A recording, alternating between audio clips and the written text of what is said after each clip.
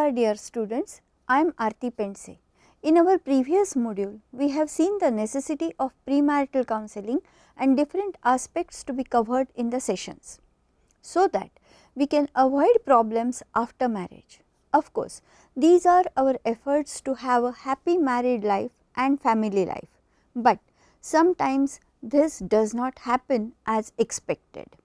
The couple and the families may face various issues, those are not discussed in premarital counseling sessions, or some changes occurred in due course of time, or in some cases the couple or family members do not go for premarital counseling as they may not feel the necessity.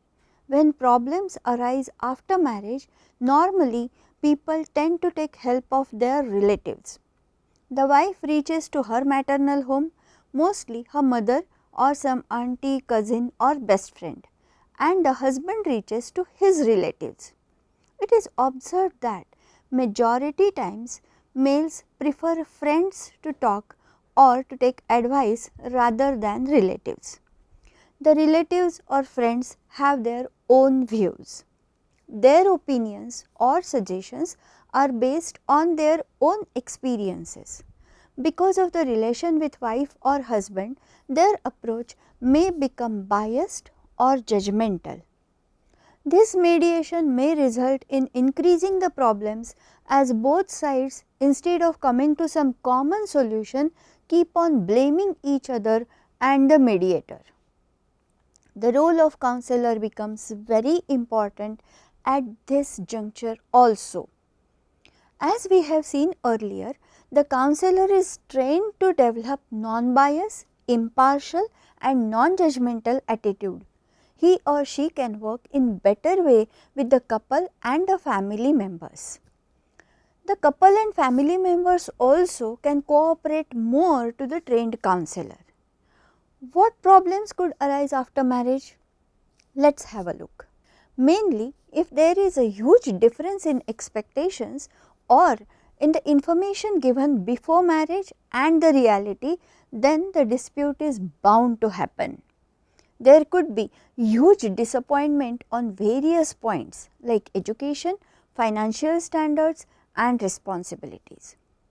It has been observed that while filling the marriage bureau forms, many times parents write socially desirable ways regarding education of the boy or girl and financial position of their family to make a better impression. And if the education or financial status is different than stated, then it is perceived as cheating. Marriage counselors also observed few things such as a concept in the society that husband must be more educated and he should earn more than the wife. If the wife is more educated than the husband, then there could be dispute between the couple and later in the families. If wife is earning more than the husband or holding better position, then that becomes a potential point of hurting male ego, and so there is discord. If there is much difference in financial levels, then also the adjustment becomes more difficult. As per standard tradition, the girl enters in the in-laws house. If she is coming from much better economical background and husband is not that much financially sound, then it becomes difficult for her to adjust. Many times in love marriage, the economical and educational background or addiction is ignored. But later, when the couple starts living together and the first chocolate period is over, then these things become very major and difficult to adjust. In business or in service, the cash flow style is different. In business, every day there is income and expenditure, but in service, you get fixed amount on a fixed date. The monthly expenditure planning varies accordingly. If the husband is from business family and wife is having service background, then it becomes difficult to the wife to adjust. Majorly, This cash inflow style affects the mentality of the person and that becomes the clashing point. Addiction is another important point. Many times people do not disclose about their drinking habits or addiction, or they get addicted after marriage. In all these scenarios, staying together peacefully becomes difficult. Addiction may create monetary problems also. Another issue may come is related to joint family and nuclear family. Presently, many families are nuclear families only, but if the girl is from nuclear family and the husband's family is extended one with many relatives visiting frequently, then that also takes a toll. Too much difference in the lifestyle is a major reason for disharmony. As we have seen in previous module, the family might have some responsibilities like unmarried brother or sister, or some debt, or mentally challenged family member, etc. Initially, the other party is not having any problem to take such responsibility, but later it may change its mind, or if the nature of the situation is not clearly mentioned and so the other party may refuse to take it. This becomes a difficult scenario. It has been observed that at times just to grab an opportunity, अच्छा रिश्ता हाथ से जाना नहीं चाहिए concept, people tend to hide some information that might be sensitive. This information may be related with money matters or physical or mental illness or previous love affair. Eventually that gets disclosed and then that creates huge problems in the married life. As the other party loses faith and trust issues are created.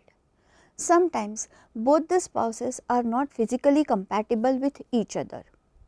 This incompatibility might be because of physical appearance or their sexual preferences and requirements.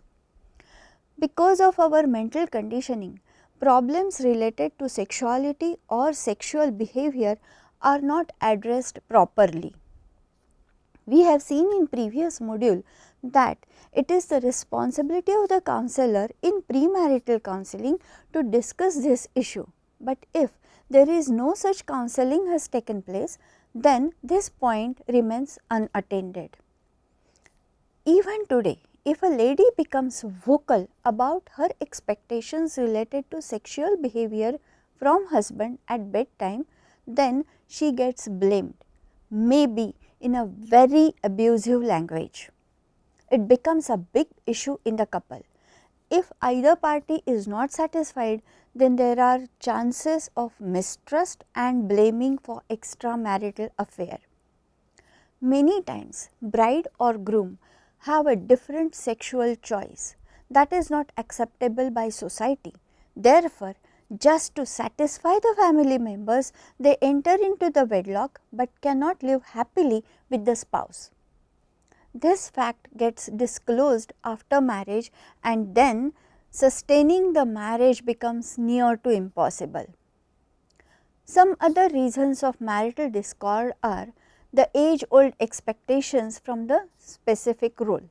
For example, mainly from a woman, the expectations are very vast. She should be ideal wife, ideal daughter-in-law and perfect mother also. If she is working woman, then her problems are endless. She has to perform in the office and at home also, and that too up to 200% perfection. That starts taking a toll on married life. In metro cities and in IT sector, the working hours are not defined. Those are getting stretched up to 13 to 14 hours of the day. There are deadlines one has to follow. Cutthroat competition in job to maintain it and for promotion also. This creates tremendous stress and couple cannot give enough time to each other. Time is the most important thing that is required to establish and maintain the relationship. Heavy use of laptop, mobile phones, social networking sites is creating stress nowadays. People are more connected to each other virtually than the real ones. This hampers the communication and so the relationship. This has also observed that everybody has a family group on WhatsApp or any other social platform. The comments posted in this family group or number of likes on Facebook or Insta, for example, are also becoming reasons of discord in relationships. The stress in the home results into heated conversations and disagreements. This ends into either fight or further decrease in communication. Then obviously the next step is less time at home, run away from the partner and other responsibilities. The husband may start spending more and more time at workplace or with friends. This increases the tension.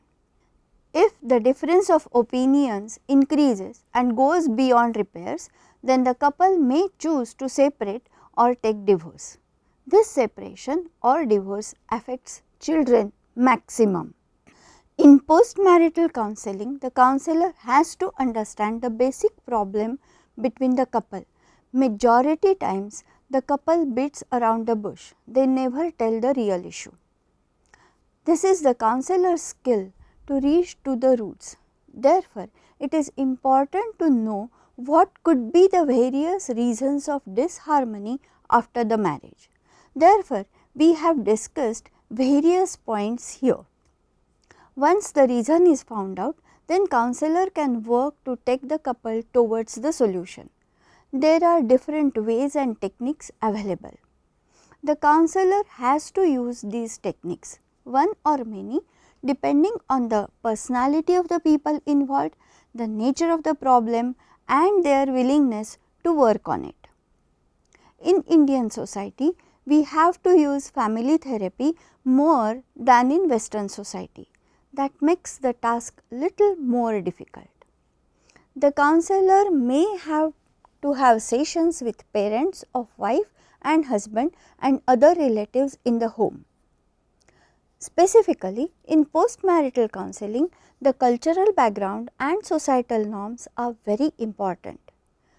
One more situation is becoming crucial in married life. In Indian context, it is becoming more sensitive that if the wife is also an earning lady. In earlier days, girls were not getting education, but now they are getting education of their own choice. Hard courses like engineering, medicine, law, CACS are also very easily completed by women. Initially, who used to be dependent on her family for survival, now flying in the air by becoming a pilot of fighter plane. This achievement in professional life and earn money is giving confidence to her in her daily routine. One may start at lower post, but eventually she also reaches to higher position and gets authority. She has to take decisions at office. The question arises, why not at home? Money in hand gives financial independence and confidence too. In due course of time, education and earning of a woman has become very common. In changing scenario, it is required also. The lifestyle has changed. There is uncertainty in all walks of life and at all levels. So, in many cases, earning of a woman has become necessary also. But still, man of the house is considered as the main bread earner, and so woman's job is supplementary. Because of social conditioning, even girl also wants that her husband should earn more than herself. So, she has to accept that her earning is less important. If a woman is earning say 70,000 rupees and the husband's package is minimum 80,000, then directly and indirectly she had accepted that her income is secondary. This criteria, primary or secondary income, is based on numbers. Here we are not discussing whether this concept is right or wrong, but we have to accept it as it is. A counselor has to understand the contemporary societal norms. His or her role is non-judgmental, and he or she should make the counselee aware about the surrounding situation. So, in the above stated scenario, the lady has to do all adjustments required. Now, 70,000 might be less than 80,000 or 1 lakh, but still it is a huge number, and accordingly she has responsibilities to fulfill in the workplace, but it is ignored. According to societal norms or concepts, the service of a woman is supplementary, but if she is holding higher position in the office, then her responsibilities or commitments could not be less than any other male employee. She also has deadlines, she also has presentations or important meetings on specific days and late working hours, and that is unavoidable.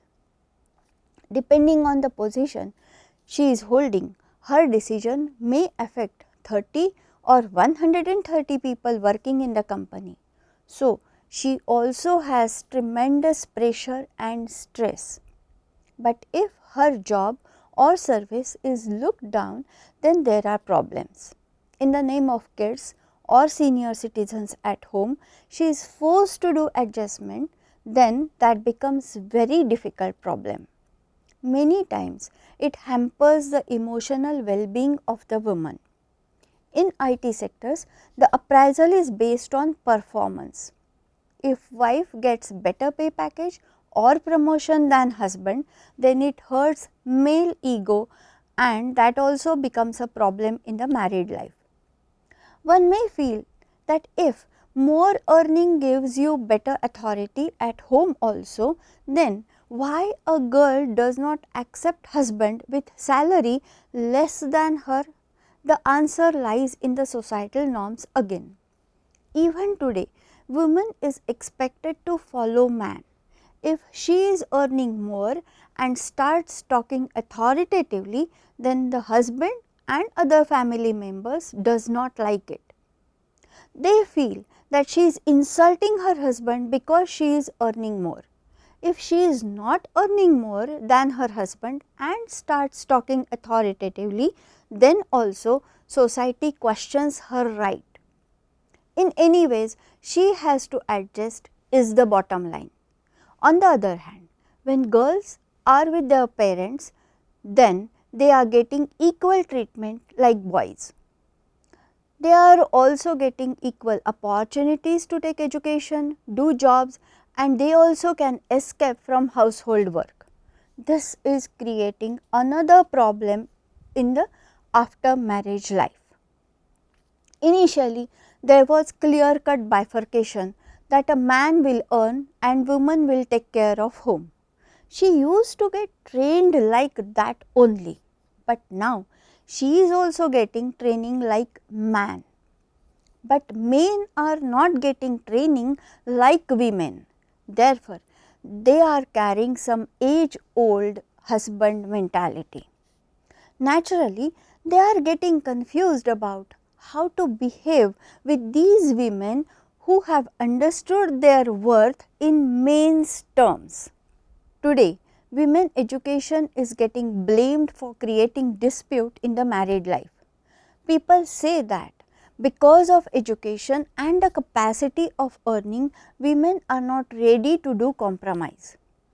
Some observations may support the statement up to some extent, but now women are not ready to do all sorts of adjustments because they have understood their self-worth. They have realized their self-esteem. Of course, that does not mean that they should not do any sort of compromise. At times, taking backseat in the family does not crash their self-esteem, but unknowingly some ladies are thinking on these lines. If you have to do little adjustment for other members, then it is looked as if it is a great injustice to her, or she is suppressed or oppressed and all. The counselor has to make them understand that doing a little bit of adjustment is not something harming their identity or position in the house. While doing postmarital counseling, the counselor should keep in mind all these aspects. Mainly, these problems are arising because of the mentality of the society that is not yet changed. Women are changing very fast, but the male mentality, specifically the husband mentality, is not changed. In humorous way, we can say that men want their girlfriend from 24th century, but wife from 18th century. How is it possible? The counselor should talk to the in-laws to make them understand that now they cannot expect their daughter-in-law as ideal one as shown in Indian TV serials. And at the same time, they should tell the brides also that doing some adjustment for family is not any attack on their personality. In short, we can say that the difference in expectations, educational and financial background, addiction, habits, physical appearance, sexual choices, thinking patterns, family concepts, general lifestyle, grooming patterns, societal norms, age-old cultural concepts, lack of adjustment and elevated egos are the main reasons for the discord in marital life. The counselor should make all the parties aware that for happy family life, there should be some give and take and adjustment from both the sides.